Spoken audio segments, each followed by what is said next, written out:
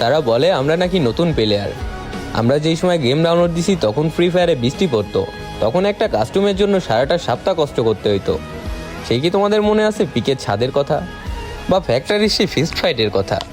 এখন হয়তো বা এরা নতুন শুনতেছো তোমরা। হ্যাঁ, তোমরা নতুনই শুনবা, কারণ নতুন প্লেয়ার যারা আসো তাদের এই সম্পর্কে কোনো ধারণাই নাই। একটা সময় ছিল আমরা বিমা শক্তির ওই টাওয়ারের উপর র্যাঙ্ক পুশ করতাম, আর এখন দেখো র্যাঙ্ক পুশ নিয়ে কারোর মাথা ব্যথা নেই। সবাই প্রো প্লেয়ার, সবাইরে কাস্টমে চ্যালেঞ্জ দিয়ে দিতে পারে। এখনকার প্লেয়ার তো কাউরে কেউ সম্মানই দেয় না। বাট আগে আমরা যদি 1v4 ক্লাস করতাম, আমাদের বিগ ফ্যান কয়ে কয়ে চিল্লাইতো সবাই। আর এখন দেখো 1v6 ইজিলি মারতে পারলেও সেই 1v6 এর মায়ের খায়া বিগ ফ্যান করার মতো কেউ নাই। হয়তোবা প্যানেল ইউজার বলবে, নয়তোবা বট বলবে।